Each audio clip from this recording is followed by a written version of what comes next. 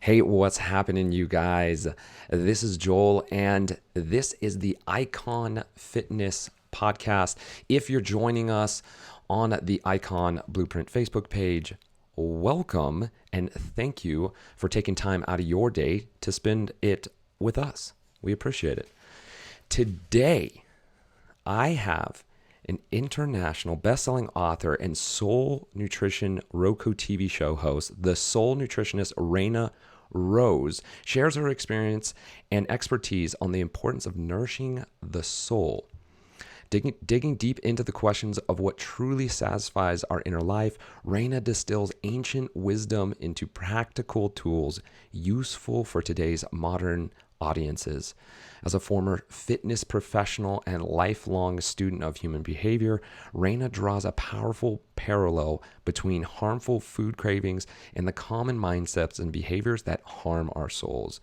From stress management to meditation to prayer to mindful self-awareness, Reina's topics direct audiences on a journey towards personal and spiritual fulfillment.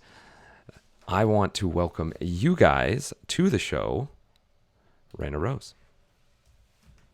Hello. Hi, Joel. How are you? Thanks for having me. I am fantastic. It has been a good day, a good start to the day. Got a little workout in, and then brought myself on to work. The weather here in Reno, Nevada has been pretty darn warm, actually. And I don't know what the weather is. Where are you at again? I'm in Flagstaff right now. So we were actually supposed to have snow today, but it ended up being sleet and rain. But it's been in the 50s for the last couple of days, which for here is warm. But being Yes. from Southern California, I'm still in like a beanie and scarf and Yes. like big boots, you know? Yes. Yes. And I actually want to talk about that because um, y- my friend Ben just came. My best friend Ben came through Flagstaff, and he talked about how beautiful Flagstaff was and how it reminded, if there's anyone here locally in Reno, Nevada, of Truckee. Have you ever been to Truckee? I haven't been to Truckee, but it's funny because our mutual friend Christo, he calls this the Tahoe of Arizona. Totally. That's exactly how Ben talked about it as well, because most people see, and this is quite true actually for anybody who's like thinks about Nevada or Reno, is like, oh, it's a desert town, right? It's all desert, Mhm. right? And Flagstaff, as you guys can see in the background, if you guys are watching on the Icon Blueprint Facebook page, those look like tall aspen trees in the back, or I mean, Yeah, pine we got trees in the back. pine, Yeah, maple, yeah, aspen, everything up here. yes, yes, yes. Just like us. So it's those hidden little niches, around the United States that Flagstaff is one of those places I feel like people need to go see. Absolutely. My grandma will say, "Don't tell anyone; they're all going to move here," and because apartments are popping up everywhere, and she's like, Yes. "It's not a little town anymore." And I'm like, "People want to come because it's a ski town too. You know, we've Mm-hmm. got slopes, we've Yeah. got beautiful hiking trails. Mm-hmm. You're 30 minutes from Sedona. You're an hour from the Grand Canyon. So, yeah, it's one of the most beautiful places to be." That's amazing. Is there like rivers and lakes up there too as well? We do. We have a couple of lakes. There's one like an out. So there's one about 40 minutes away, but it doesn't you can't like live on it. And there's one about an hour away. I was looking into properties just like, that could be Mm, feasible. Because I yes. always envision like waking up, going kayaking on a lake, starting my morning routine with kayaking on a lake. Ooh. And I used to live near Lake Mission Viejo in Southern California, and you could pay $3 and rent a kayak for an hour. Oh, And I would do that all the time. yes. And so, where can I live where I can just, you know, launch my kayak and start my morning that way? Although this lake would be frozen part of the year, so couldn't always do it. Yeah, well, I mean, maybe ice skating. I don't know. Who knows? Whatever floats your boat. Whatever floats your boat. Well, Raina, I really appreciate you joining today on the podcast. And what we're gonna be diving into today is something that is near and dear to my heart, which is nourishing the soul. We talk a lot, right, as fitness professionals, and you were a fitness professional as well, about, hey, we have to have the proper nourishment for our bodies, right, and the proper exercise regimen, and stress management tools, and so on and so forth. But it doesn't seem that people talk and tap into the soul. What really drives us to be the human being that we are, our connection to God, and our purpose here on earth. And so I'm really excited to be able to tap into this with you, particularly because of the book Sin Tastes Good, right? Yeah, I that's the love title. I love that title, and we're going to dive into that. But first, what I want to know about is, I want to know your journey first into the fitness world. Why did you take that route? What drew you there? And then to go from there to a best-selling author. Walk us through that if you can. So I grew up actually on the island of Borneo. So I talk about, needing to be warm. I actually grew up 4 degrees north of the equator. And Oh, wow. yeah, in my book, there's this funny line, and I actually have to attribute it to my editor. She helped make it much funnier than I am. Yes. But it says, my favorite movie growing up was Buns of Steel. Not a movie, you say? Yes. And it's like, tell it to this 7-year-old who was dancing to, Yes. Jane Fonda or whatever, Yes. just thinking, oh, this is fun. I'd steal my mom's fitness videos and dance in the living room because Yes. that's what you do when you live in the jungle with, nothing Right. to do. Right. Yes. And we didn't have TV. We finally got a VCR, so we were able to watch those. But I would just love dancing to these workout videos. And so, all through high school, I was kind of like just one of those kids. When we got back from Brunei, we, of course, ate the American diet, right? And so Right. I ended up kind of looking like an American, little bit pudgy kid. Sure. And then into high school, I wanted to do something about it. And I still didn't know a lot about nutrition. So I would do like Billy Blank's Tybo, Yes. and then go to cheer practice. And they're like, why do you shower before cheer practice? I'm like, because I just did Tybo, Yes. And so I would like do my Tybo and go to cheer practice and then go to church. I would just like be so filled up, and I would love all these fitness things. So I was going to school for interior architecture, and I just wasn't liking sitting in a chair all day. I'm like, I'm not sure if I can do this as a job. And so someone's like, Mm. why don't you try? You love working out, you love this thing. Why don't you try working in the gym and be a personal trainer? So I got certified, and I ended up starting my own business only a year or two into personal training.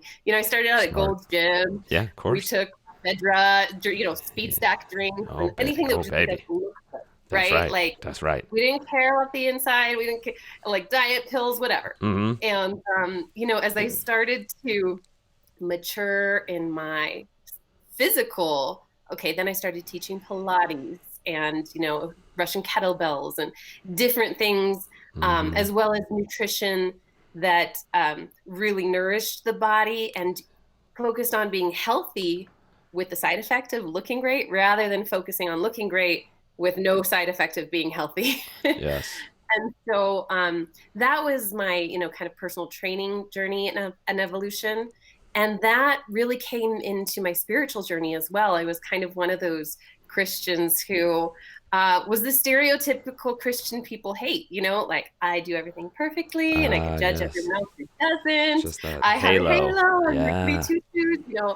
I got married at 20 because I was a good girl, Yes, that's right. and then fast forward a few years later, getting divorced at 20, almost 24, 23 years old. Yeah. All of a sudden I'm like, oh no, I'm not the good girl. And I felt like church just, encouraged a child to get married essentially, and just kind of went into sex, drugs, and rock and roll, for a couple of years. Yeah. But that wasn't where my heart was, and I remember kind of curled up in my bed being like, God, if you still love me, like I still love you. And of course I was like, oh, of course. And so there was this period of like romancing my heart back to God, but I didn't want it to look like I had known church before. Like I had known, even all my Christian friends just ditched me when Yeah. it was like divorce contagious, right? Yeah. And so I started making my way back, and I discovered this contemplative community, and people just meditated and listened to God and then spoke about things in a really real way. And when I would ask my, at the time, kind of angry questions about God and about all the moralistic things, Yeah. instead of being like, this is the answer and you need to think like we think, I never got answers. They just kind of, that's an interesting perspective. And have you ever thought of this? And maybe Mm. this might help if you want to check it out. Mm. And if you don't, that's okay too. If you want to be in your anger for a little longer. Yeah. It was really about being on a journey towards knowing my own spirituality and my own relationship with God, rather than, if you say this creed and you do these things, then you're a good Yeah. Christian or a Right. good You fit the whatever. box. You're in the You box. fit the box, right? And Yeah. ever since then, it's really been this journey of, let me look into things myself. Let me read this myself. Let me go back in the language and the history and see what I can find, so that I can really know this for myself, and then start questioning why we do things. I started questioning the sinner's prayer and which way to have Yeah. baptism and things. And I look at Mm-hmm. the criminals on the cross next to Jesus, and the one just says, "Remember me in your kingdom." And he said, "Yeah, we'll be there this afternoon." Yeah, totally. Right. Okay, we didn't go through any of these processes. Like, I think the processes are still good for us, Yeah. Yeah. but I don't think they're necessarily what God needs us to do. And so Right.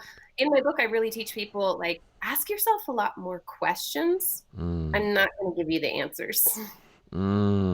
So you kind of take your readers on a journey in terms of like, hey, I'm not, there's a lot of those self-help books, right? Go do this and do it this way and so on and so forth, right? I'm guilty of it. I read them, right? And I definitely tell people Oh, like, yeah. hey, this is what I want you to do when it comes to drinking water and so on and so forth. But when we're talking about a spiritual journey, that it is a journey, right? You're going to take a path this way and that way and so on and so forth.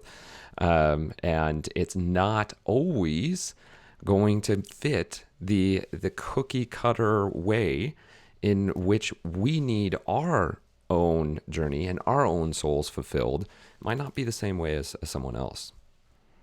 Absolutely. And I think we need to recognize, one of the things I talk about is, have you ever seen a privilege walk where they'll put people on a football stadium and they'll say, if you've never skipped a meal, voluntarily take a step forward. Oh yeah, yeah, If your parents, so, yeah. Mm-hmm. and the people who are really privileged end up at like the 60-yard line, and people who aren't are still at the beginning, and then they say run to the end. And of course, the people who are at the 60-yard line are going to be able to run to the end much quicker. And I Right. think we do that, particularly in, I'd say modern Christianity, but probably of all time. We look at Pharisees, right? I mean, this Yeah. has been happening forever. We have this like moralistic measuring stick, and especially those who were like raised in a Christian home and did everything like quote unquote Yeah. perfectly. They don't see their own like judgment. The only time Jesus actually got mad at people was when it was, Richard Rohr calls it like sins of the heart, I think, rather than sins of weakness. Yeah. We could consider the moralistic issues like sins of weakness. He never got mad at those people. He always defended them and told them, do better. But it was the sins of the heart, like greed and judgment Right. and jealousy, and so I think we get a lot of that in the church, and we don't see that as a sin, but we see Right. just all the moralistic things as sins, and we forget to check our privilege too. Like, hey, we were raised with the moralistic side, so we get that. Yeah. But let's check our heart now and make sure that we're really coming alongside someone and meeting them where they're at and loving people rather than just trying to like recruit people into faith. Yeah, totally, right? You talk about that kind of stuff, and one of my favorite verses, and I'm not the best when it comes to recalling exactly where in the book, but talking about the plank in one's eye, right? Mm-hmm. When you're trying to talk about the splinter, right? And it's like, oh, you fool, take the plank out of your eye first before you start talking to anyone else about, right? Oh, look at the things that you're doing here and there and so on and so forth. And, really the faith is your ability to love, to greet the day with love in your heart, right? Given to you by God to present to others. Absolutely. And that's the thing is when we live in that way, it's just like when your clients have a massive fitness transformation, Right. right? People ask, what are you doing? Yeah. How do I get that? And the Mm-hmm. same is true for the spirit is if you've gone from being a grumpy person who complains about everybody else, who's gossiping all the time, to this transformation from glory to glory, should we Yeah. say, Yeah. and suddenly you speak about everyone in a beautiful way. Suddenly you're grateful all the time. Or maybe not suddenly, but over time people Sure. Yeah. notice, right? Just like the weight loss isn't necessary suddenly. Yeah. But people notice over time that you're not that grumpy person who gossips anymore. What changed? And then they ask, and I tell you, the only time that I have ever like prayed the sinner's prayer with people Mm. is they've asked me, well, how do I get that peace? Yeah. How do Mm-hmm. I like this thing that you're talking about of not being anxious and trusting God? How do Right. I do that? Right. And that's the only time I'm like, oh, you just ask God. It's pretty simple. Yeah. Yeah. Right. I mean, there's not like a huge, crazy special formula. I mean, it's the same thing with when I look at, when I talk to my clients about fitness and nutrition. It's like, you guys, if I laid out in front of you fruits, vegetables, right, nuts, seeds, and lean meat, and then over here all fast food, you would be able to make the decision that no, this is better. This is better for me, right? And the Yeah. same thing with fitness as well. Hey, just move. Just get yourself moving. Go out and walk. Go out and play. Go out and dance. Go out and move. Your Yeah. body wants to move. And we try to make it more complicated than it actually really is. And it's the same thing with accepting your faith is being able to go, I'm just going to surrender and accept love and give love freely. Absolutely. And just like you were saying, you'd be able to tell that over here all the fast food is really going to make you feel awful. I describe in the book that, we would understand if we stayed home and ate pizza and ice cream on the sofa every night, Yeah, how we would feel in about 20 minutes, totally. and that we would be heavy and lethargic and not able to do the kinds of activities that we like to do. We would Right. understand that. That Yeah. makes sense to us. Yet, when we're feeding ourselves empty calories of the soul, just a few of them, like I was mentioning, gossip or jealousy or greed, all Yeah. these things.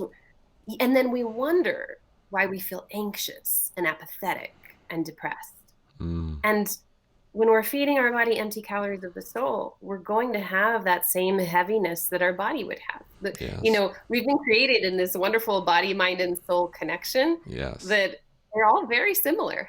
And, I'm not the first one to come up with this. I mean, Paul Yeah. talked about the fruits of the spirit and the body and the soul Totally. long before Yes. I did. Right. I'm just bringing it into a modern understanding. They didn't have pizza and ice cream in the Bible, at least. They I did love it. mention it. Yeah. Well, that we don't know of. Yeah. And so, what was your inspiration for writing the book Sin Tastes Good? So I was actually, just sitting around with some people who were complaining about their lives, all self-created things, right? Yeah. They Yeah. were complaining about situations they had created. And I thought, why do people sit around and just complain rather than changing? Yes. Yeah. And Oh I'm like, man. well, it's because sin tastes good. That Mm. initial taste Mm-hmm. tastes good. And I have this story in the book about the meaning of life in donuts, I think is the name of the chapter. And it describes, since I was like 15, donuts. I'm pretty gluten intolerant. Plus, I don't eat a lot of grease and things like that, and sugars. Yeah. So my architecture class would have donuts, and I would eat one. Yeah. Sure. And within about 15 or 20 minutes, I'm like, my stomach's growling. It feels like that creature from Alien or Yes. Just about Spaceballs to is about pop out. to come out my stomach. And I'm like, teacher, can I go to the bathroom? Yes. Yes. And Yes. so it was still years, though, before I really started, like, donuts are not my friend. No Yeah. matter how beautiful they look, Mm. they don't taste as good as they're going to hurt. And Yes. so, and then even I think because it hurts so bad, even when I taste one now, it just is kind of gross. It Yeah. like, not that I've tasted one in a long time, but the last time I did, Yeah. it was gross. And sin is the same way. So we have to remember sin, the basic meaning is to miss the mark. We don't need to have guilt and shame piled on that. Right. Um, we can just improve our aim.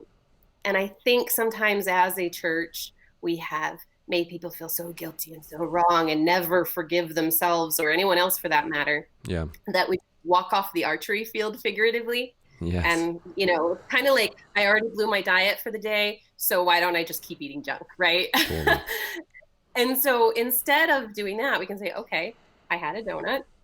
I feel like crud. And I'm going to do better. I'm going to go drink some water. I'm going to have a healthy Mm. meal and my next meal Yes. instead of blowing it. And when we can do that, eventually we start realizing sin doesn't taste good. It doesn't taste good to miss the mark. It Yeah. actually hurts my soul and makes me feel icky so quickly. And the more and more I'm conscious of that, and the whole book is really about consciousness. I don't name and shame particular sins. I mentioned a few, but Sure. um, that's different for everyone. So I Right. don't like say it's this or it's that. But you start to realize, how do I feel after that Mm-hmm. behavior? Just like, Mm-hmm. how do I feel 20 minutes after a pizza? Yeah. Right? Mm-hmm. Totally. So how do I feel 20 minutes or 2 days after that particular thing? And contemplating that and paying attention to that. And pretty soon you realize, you know what? Missing the mark doesn't taste so good, doesn't feel so good. And I just rather hit the mark. And for me, the mark is heaven on earth. And we've all had those moments. Yes. Maybe it's when you're with family or really great friends and you're so grateful. You Yeah. feel like you're going to explode. You Yeah. just are so abundant, you Yes. almost can't contain yourself. And I think the closer and closer we get to surrendering our lives and living in a faithful manner where we're not worrying and just trusting, I call it God. But on my path I've had to call it the universe because of certain Christians in my, so like if people call it whatever they need to call it, I'm Sure. personally very fine with that. Sure. And trusting that this creator of all has our back and that it's going to be all right. Yeah. When we can live in that and we can live in gratitude for everything we do have, Yeah. to me, that's hitting the bullseye. That's heaven on earth. That's the kingdom of heaven Mm. right here and now. Mm. And I really believe that as we, just like we slowly get our diets on track and we feel amazing and we can run up mountains and we can kayak all day, Yeah. we can surf. When we get our lives and our souls where we're talking about people in the most beautiful way, we're grateful, Mm. we're not focused on what Mm-hmm. we don't have, but what we do. When we get there, we are spiritually soaring. Yes. We are able to just soar above. And then people will ask because they'll say, how are you so peaceful during this crisis? How Totally. are you, able to be joyful even now? And it doesn't mean you don't have emotions. Yeah. I want to make that very clear. You still feel your emotions. That's really Yeah. important. Yeah. And you don't wallow in the emotions. You really feel it in the moment. Yes. And then you allow it to unfold the way it's supposed to. Yeah. Yeah. Gosh, one of the things I really love that what you're talking about in there is your ability to be able to reflect, right? We don't do that enough. We don't take time to be able to not only look at what we're eating and go, man, I'm feeling very lethargic. Why? Right? I always tell people, you're meant to live at 100%. Like fantastic. Your body is meant to feel fantastic. Mind, fantastic. Your connection with God, fantastic. And so when we're below that, stopping for a moment and going, how come? What could it be? Yeah. Right? Not only with our food, but with our exercise, and particularly with our soul and with our relationship with God and our spirituality, is to be able to go, why am I feeling this way? And being able to reflect on that.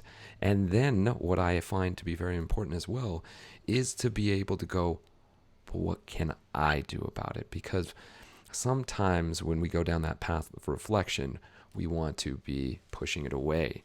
oh, it's because of the pandemic, it's because of this person, it's because that person said a bad thing, because that person cut out in front of me, and so on and so forth.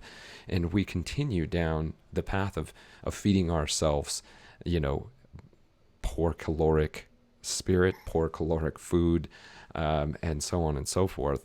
And so I think that time to reflect is incredibly important, which brings me to the point of your greatest advice that you've ever received, because I feel like it's very relevant in terms of being able to reflect, is this advice that you received. Can you tell us about the best advice that you ever received and why it was so profound for you?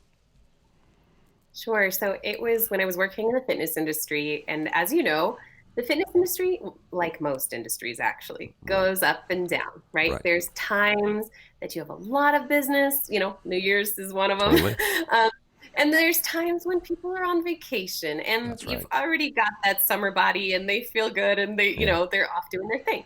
And so I remember going to my pastor at the time and saying, what should I do? Business is down.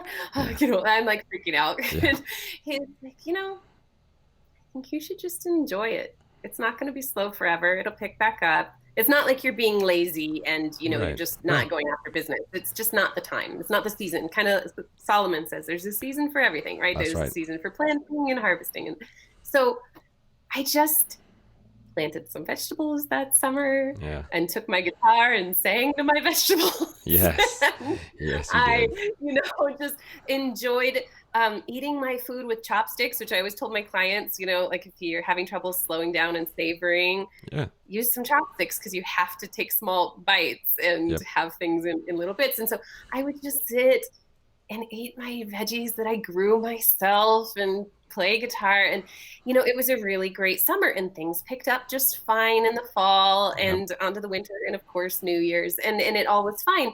And I have to be honest though with you, Joel, I still have trouble with this. We live in a society where we get a badge of honor when you're busy, Mm-hmm. right?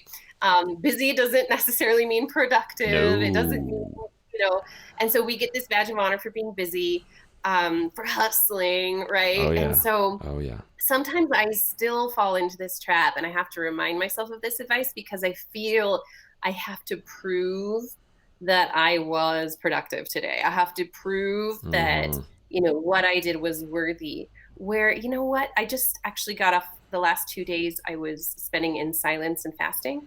Mm-hmm. And that was so nourishing to the soul. And so many ideas came up Mm-hmm. for my next project that I'm working on that Yes. had I not taken that 2 days of seemingly nothing, those ideas would have been trapped under my busyness and never come up.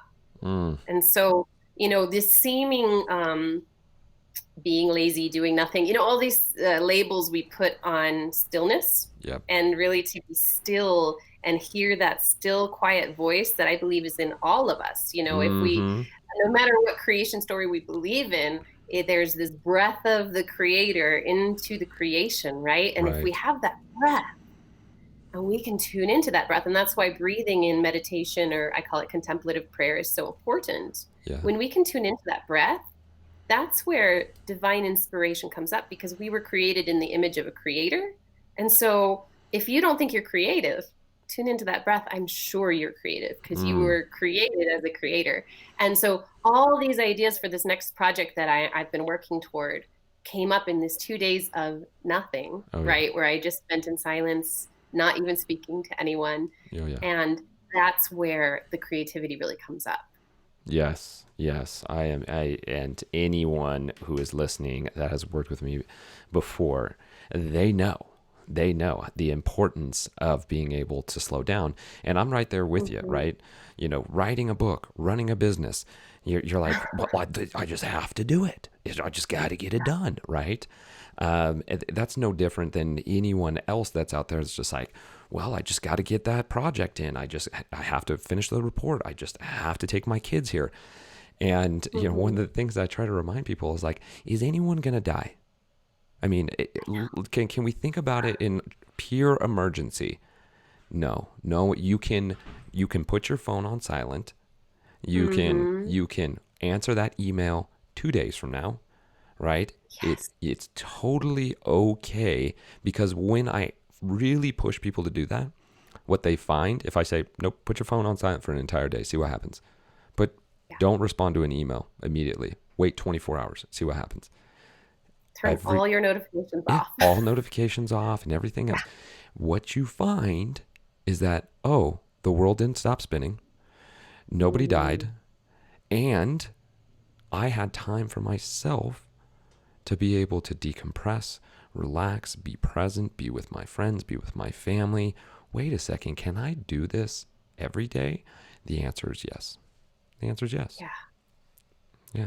And will you regret, uh, you know, not answering that Instagram message? Or will you regret not spending time really present at dinner because you put your phone down? Right. Right. Like you're these moments that are really important. So many of us are skipping over for the empty calories of scrolling through a Mm-hmm. feed, Yep. And in my book, I talk about, the zombie apocalypse has already happened. We just walk around like this with our Yeah, phones in totally. our Oh hands my gosh. instead of, like that. Yes. And, so it's already happened. We've already turned our brains off and we're walking around numb as phone zombies, right? Mm, But we don't have to. This is an absolute choice. And we can use phones and technology to our benefit, and they're totally. absolutely good for so many things. But they can also be destructive, just like Ooh. anything else. Honestly, any sin, any missing the mark in Mm-hmm. proper context is a really good thing. Yeah. Just like technology, used in the proper way, Yeah. it can help you get out of the office and spend more time with your people and really Right. enjoy life. Right. Right. But when getting out of the proper context, it owns you instead of you owning it. Oh, yes. Yes. And you brought up such a good point that like just hit me so hard. And it's the thought of like, you ever recall a story, you're sitting around the table and Uncle John said that one really funny thing and we all laughed, and it just went down in history, right? As the Yeah. greatest thing ever, right? That's just a snippet, a moment in time that is captured forever. But if we ask somebody, what was the feed that you saw yesterday? Name all the different people that you saw on your feed or that you liked or you respond to. They're going to go, I don't remember, right? But we And I put want to, ourselves in that position to miss yes.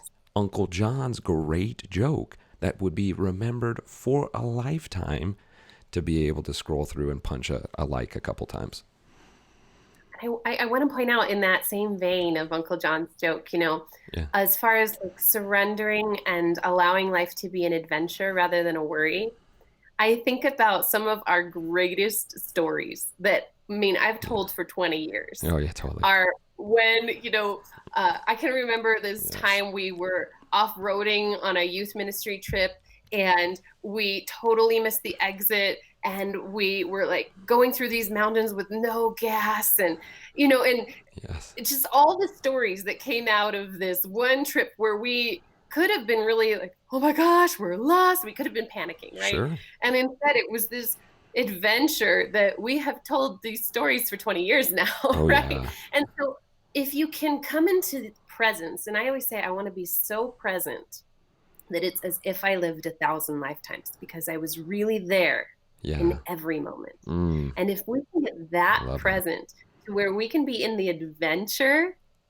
now, if we can be in that storm boat with Jesus with our hands up like we're on a roller coaster because Mm, we know we're safe, if we can come into that adventure, that's again hitting that mark of heaven on earth, yeah.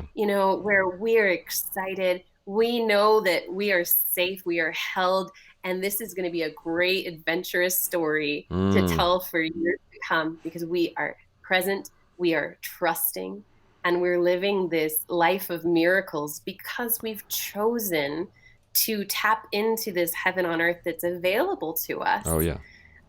But I think it's called the narrow road because it is typical to worry about everything and complain about everything. That Yeah. is typical. Yeah. But if we choose to abandon the typical and get really present and really Mm-hmm. grateful in every moment and trust that things will work out, of course, we're wise at the same Yes. time. and that we're wise and trusting and discerning. I really think we can live these moments in so much joy and love Yes. and peace that more than we've ever known. And it's a Mm. life, it really is a heaven on earth kind of life. Yes, amen. Yes, I completely agree with you on that, and that's really what we're kind of seeking for. It's not kind of, it is what we are seeking for in this life, is to be able to live happily ever after. You know, That's like this right. isn't just a fairy tale, guys. Like we can live an amazing, bountiful life if we choose, right? If we make Mhm. decisions, if we slow down, we reflect, we look at the things that are giving us nothing back, that give us 0 calories. I love that. All right, I wanted to move into the pandemic. So, a lot of people are struggling through this pandemic, and a plethora of different reasons on why people are having a difficult time, whether that is financial, where they have lost someone in their life due to this virus, not being able to see their moms or dads or their families, or Christmas is completely different, or Thanksgiving's completely different, or it's, you know, this politician versus this politician and this belief versus that belief. This has driven a lot of people into stress and anxiety, depression, mood swings, and multiple different types of disorders that are not heaven on earth and Mm. are pushing us in a place that is separating us from the divine or from God. And so what I want to get is just kind of your picture. I mean, you wrote this book. What has it been like for you since this pandemic hit back in, you know, say March? What was it been like for you, and what has been the hardest struggle for you, and what have you faced that you've had to overcome in this pandemic? Wow, that's a pretty loaded. So let me start with where I was when lockdown Sure. happened. So I describe in the book about, sometimes we detox the body. For Yeah. me, detoxing the soul is silence, and I love going to silent monasteries. So Yeah. I was up at this monastery, and it's a Benedictine monastery in Big Sur, California, Mm. meditating. I got to mentor with one Oh of the yeah. monks, and it was just this lovely experience. I'm in complete peace, right? Yeah.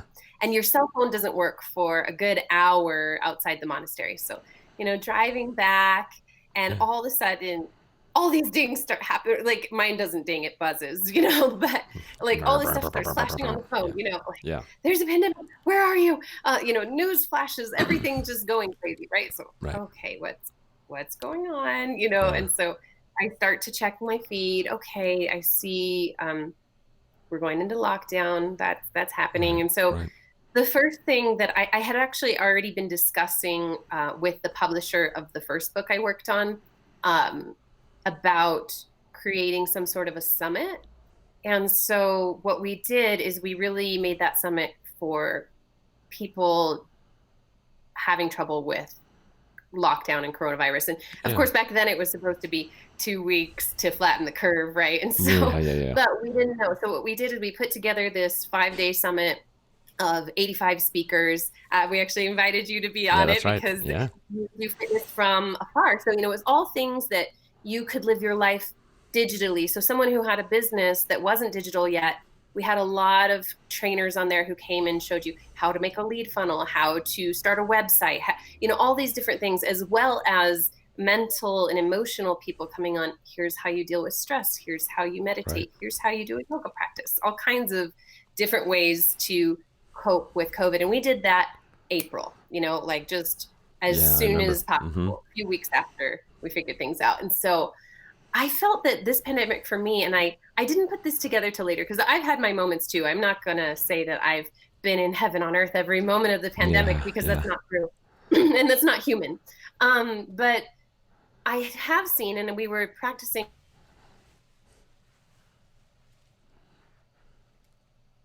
Uh-oh. Hold on, you guys. It looks like we caught a little bit.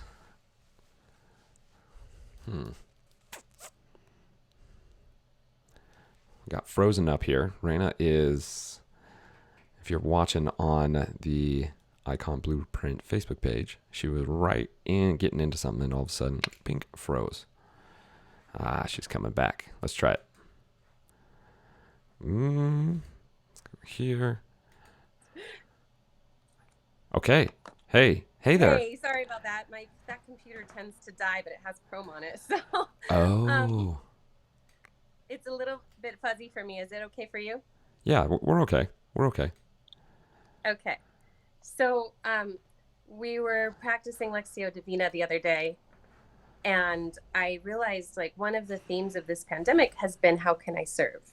And so whether it was through that summit, or I offered free coaching, which I'm not a coach. I don't normally coach. Yeah. I just offered it through the beginning of the pandemic. And Yeah. I still have continued to mentor a few of the people that I coached for That's free. awesome. But, just however I could serve. Yeah. And I started doing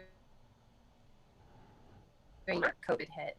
And that has ended up being what's going towards the next step is a lot of TV and how to serve through television and help people live that happily ever after life. Actually, working on a new TV show that has to do with kind of the formula to living a great love life and interviewing couples who have done it and can teach us the secrets to getting there. I love it. I love it. I love it. And one of the things that I talk often about is action over anxiety, right? Yeah. And you took action. And a lot of people have kind of been sitting back and kind of throwing their hands up in the air. And that's a really difficult position to be able to grow in when you feel that you have no ability to do anything, right? But we always have control of our breath, and we always have control of our mind and our hearts and a prayer. And there's certain things where it's just like, yes, this can be taken from you, but you still have the ability to do something. And action is greater than anxiety. Movement is greater than motivation. Too often we get stuck in the rut of putting it in neutral and not doing anything, trying to figure out, well, should I take a left or should I take a right? Like, no, take any direction. Just go, right? Well, and I think I agree with that. And I think for me, honestly, so it's been 2 years since I had my last career. Thank God I saved a lot of money, like several years of income. So I was, okay. But what I've done is kind of taken a little step to the right, like, is this where I need to go? Is this where I can serve right now? Sure. Or a little step to the left? Because I feel like we also kind of need to be still and listen, not panic and spin. That's totally different, Right. Be still and listen. Because if we run 10 miles in the wrong direction, well, then we're 20 miles away instead of 10, right? Yeah. And so I think, yes, we need to take action, but if we really don't know the action, sometimes I think we can be still and listen, but we're still doing something, like for me, the summit wasn't what I'm doing forever. And I'm not coaching. That's not where I feel called. Right. But I still did it because that's where I could serve in this moment. Yeah. And it helped me to still be silent and listen to what the next step was. Yeah. But like you're saying, but still doing something. So I think there's a difference. I want to make sure people understand being still and just spinning in your anxiety is not healthy. Definitely take some action at that point. Yeah. But there's also a time to be still. And I recommend people to, you can even start with 1 minute. And I have a couple of 1 minute meditations on my Reina Rose TV YouTube that you could follow. But I also say just, if you can get 10 minutes even, just take a journal, sit in silence somewhere. When the minutia of the day that makes you want to spin comes up, I personally, some people say let it float out of your mind, but it doesn't float out of my mind. It just sits there like, you got to do this, you got to do this. Yes, yes. I write it down so that it's okay. I'll call Joel on Friday. I know I need to do that, I write it down. And then I can get in silence again and start listening, And for me, I really recommend, if you're a God-believing person, just say, God, let only your voice come into this time, not mine or society or what I think I should do. Right. So that way, when something comes up, you've prayed that. Yeah. you know that that's from the creator of all, that's from God to Yeah. you. It's not just something that you thought of. And because a lot of times we doubt, oh, I think I just want to do that, you know. Right. And so I recommend, you know, journal, pray, and then really sit in that silence. Mm-hmm. And then a lot of times, sometimes nothing will happen, and that's okay. Yeah. In fact, this last TV idea I had, I got up from my silent prayer and I was like, all right, God, like, I feel like nothing happened.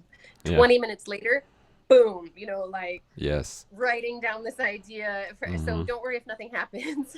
Yes. But if it does, you know, I like to write it down.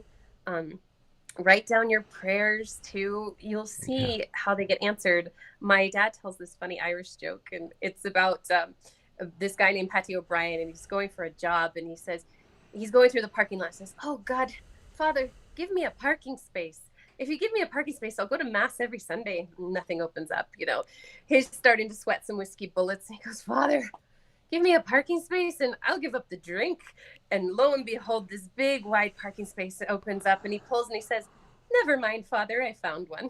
You know? Oh, And yes. I think we tend to do the same. We pray about things and we forget. And then we see these miracles manifest in our lives, and we say, never mind, Father, I did it. You know, Yeah, they never totally. mind, Father, it worked out. But truly, when we write down our prayers, and I keep a little box, and I like to put the prayers in the box and then pull them out as they get answered. Yes.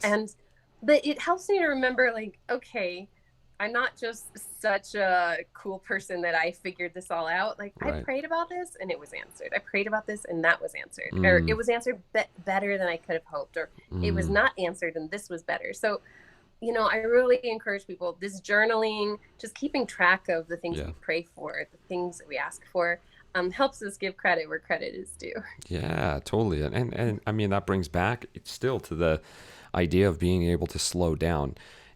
We're slowing down, but we're still doing something, right? Yeah. We're slowing down, and that is doing something. You have to make the decision to sit down, to be able to say no to what is going on, emails, phones, right? Whatever the case is.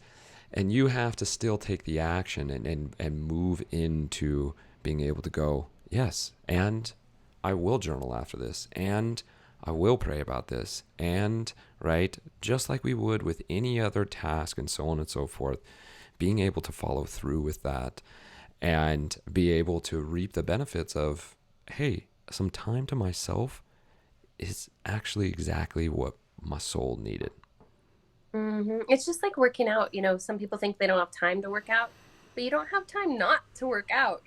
It's going to Richard Branson, who's my favorite billionaire. When asked his best productivity technique, he says exercise. That is what makes him productive. And the same is true with a contemplation, meditation, prayer practice.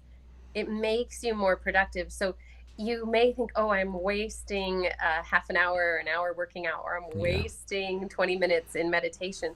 But it's truly what's going to make you the most productive throughout your whole day. Oh, 100%. And it comes down to the, consistency of it too, which I love that you point out. Just do a minute. Just get a minute of meditation, right? And there's a lot of other teachers out there as well who say the same thing. My big thing with fitness is, hey, 15 minutes of movement. I don't care what you're doing. Just 15 minutes. Go walk. Go play with your dog. Play with your kids. Go dance. Go just move 15 minutes. It doesn't have to be this all in or nothing, right? Oh, I need to meditate. Okay, then I'm going to meditate for 35 minutes. I've never meditated before in my life, but 35 minutes, 7 times a week, right? I'm going to get into it, right? And we end up spinning our wheels because we go, oh man, I need 35 minutes on my day again, right? Instead of being able to go like, hey, a minute to be able to breathe and stop. Yeah. And, I'm sure that you've heard it and probably said it, but people use it with diet. The best diet in the world is the one that you'll stick to, right? Amen. And so the same goes with exercise or meditation and prayer, even reading the Bible. I tell people, just read one proverb a day. You'll get through it in a month. You'll feel accomplished, and they take less than 5 minutes. So just read one. And it's funny because I teach business classes to my orphanages in Russia. And they'll tell you the thing I teach most in a business class is learn English and read Proverbs. The Yes. Proverbs will tell you everything you need to know about business. Right. Totally. And you know what? Some of them have started amazing businesses. They'll come up and say, "Hey, I'm reading Proverbs." And, Yeah. Great. and so it's all there. And like you said, we just need to do bite-sized things that are achievable. There's so much research that if we just floss one tooth, or we just do one push-up, if that's all you require of yourself, you often end up flossing all your teeth or doing 10 or 20 push-ups, but if all you've got to do is one, there's some days you're just going to do one, and that's okay. Yep. Keep the hurdle low enough, right, that it's accomplishable, that we can get it. And then that gives the brain neuroplasticity, the ability to change and to morph and to move. When we try to rely on discipline alone, right, or just being straight willpower isn't going to last, and it's definitely not going to have that neuroplasticity that we're seeking for in terms of change.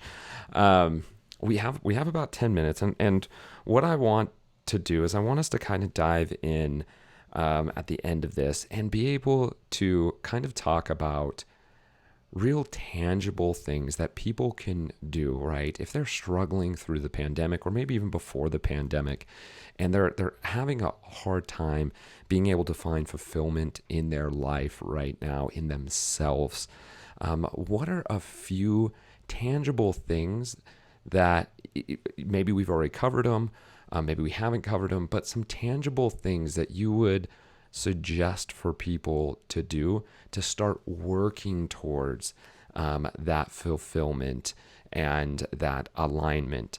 What would be the things that you would suggest? Well, we've definitely talked about a few already, spending some time in silence. Start with a minute. That's plenty to start with.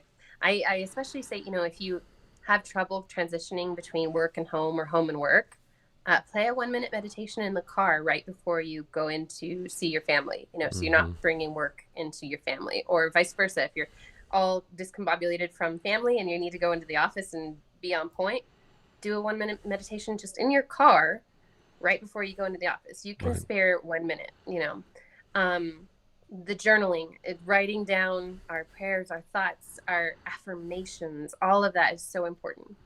And the third thing, and especially relevant during COVID, and I talk about this in the book, we can have really great peers who lift us up. And it's really important, of course, the 5 people we spend the most time with. That's researched all over the place. You can have a really good mentor, and they can really help you along your journey. But there are some parts of our path that truly require a professional. And especially if we have spent 20 years shoving emotions down into Pandora's box, that may not be something safe to open by ourselves. Right. And so I really suggest, and there's ways in my book, I have several different coaches and therapists write about how to choose a good coach or therapist. Right. And, someone like you, Joel, is a great coach, because you really do not just the physical side of things, but you really get into that mental, emotional side of what do you want in life? How, because if you don't know where you're going, why are we even doing anything? Because you're just going to be running 10 miles in the wrong direction. Right. And so someone like you, a good coach, a good therapist, and really do your research on finding that person. I think especially in times like COVID is really important. And if financially you're struggling during COVID, there's a lot of people who have group programs. I know, Joel, your program's very affordable as far as coaching goes. There's really affordable things for that.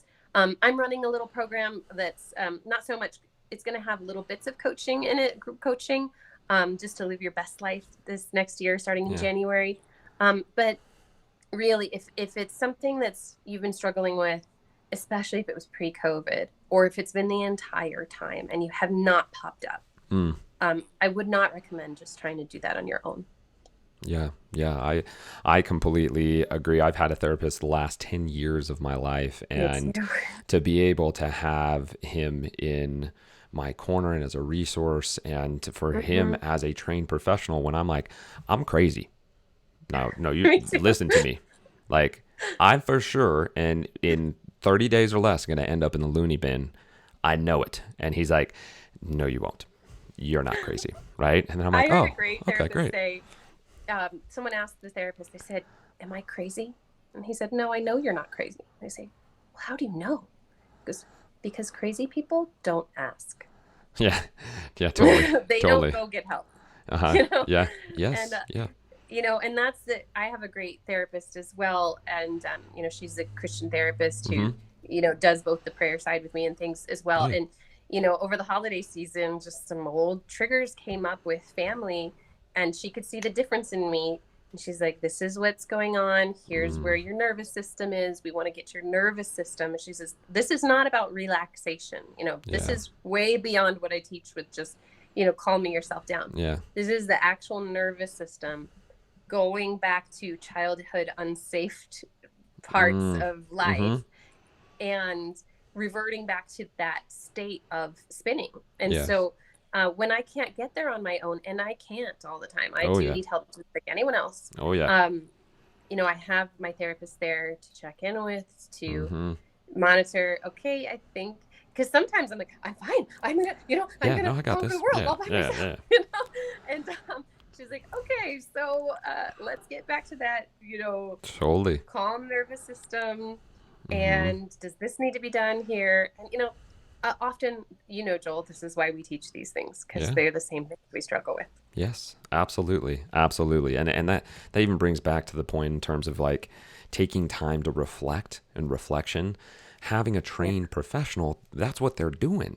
They're reflecting, right? What they're learning from you. They're being the sounding board, and they're listening to you.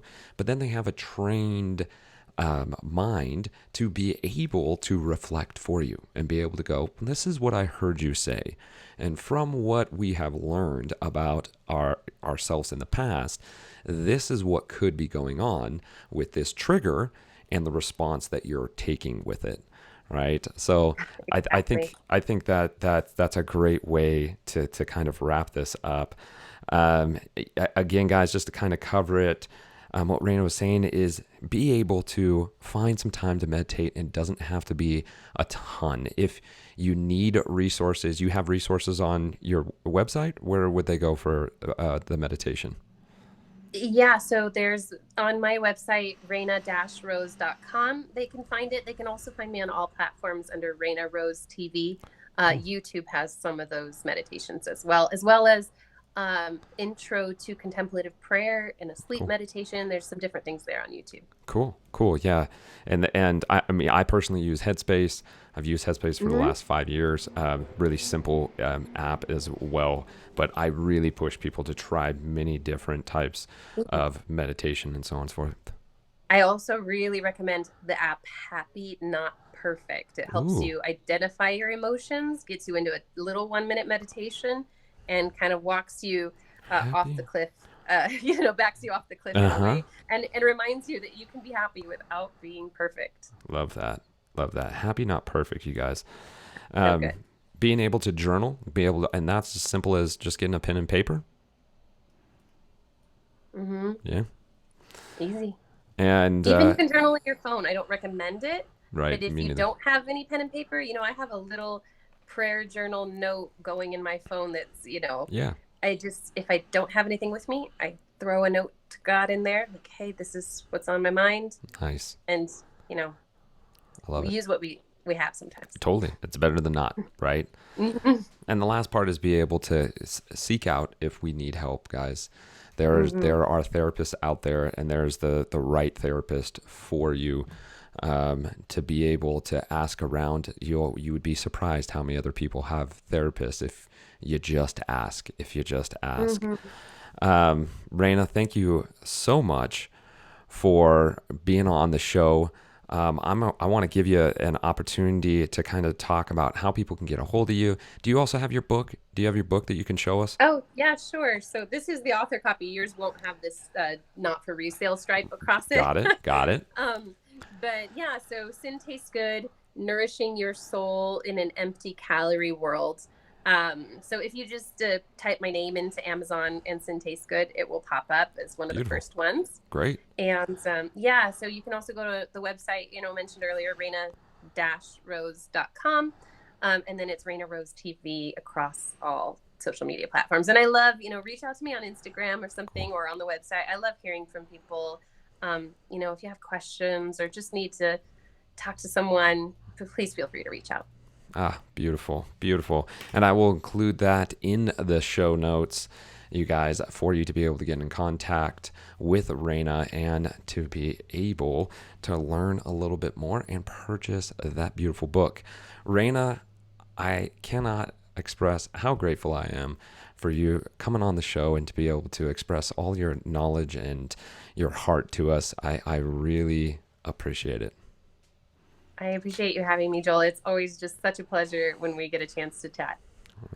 Yeah, it's wonderful.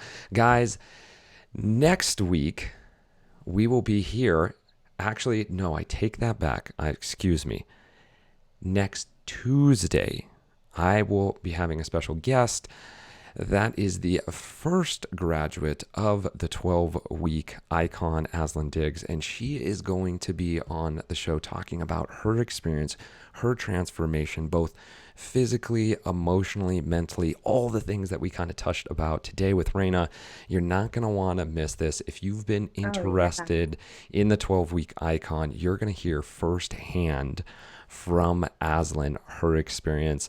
It's going to be a beautiful episode. Reina, once again, thank you so much. I just want to touch on that go 12-week Icon as watching someone else go through it. And I'm not even going through it myself. I have to say it is one of the best programs I have ever seen. I was really skeptical about online fitness. Sure. And you have made me a believer. So if you have not looked into the 12-week Icon, make sure you do that right now. It is phenomenal, life-changing program. So as I'm not even one taking it, I'm watching someone go through it, right? And I have become a believer. Reina, thank you so much for saying that. That is a beautiful thing. I've put a lot of effort and heart into this, and God has definitely taken me down this path to help people and lead people through their health, wellness, and fitness. So thank you so much. It's very kind of you. Thank you. All right, Reina, I appreciate you once more. And guys, we will see you next week, Tuesday. I'll be sending out more information on Monday. Reina, I hope you have a wonderful day. I'll talk to you soon. You too. Bye.